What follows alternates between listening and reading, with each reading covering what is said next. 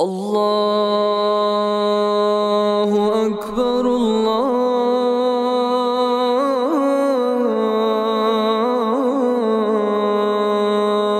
Ekber. Ey Allah'ım, ben sana şükür etsem, artığında da sana inanam.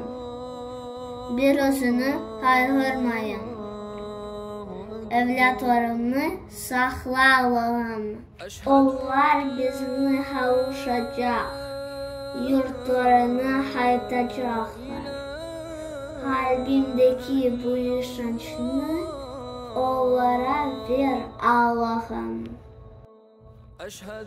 Kartuğunun azabın koltuğuma soğansın.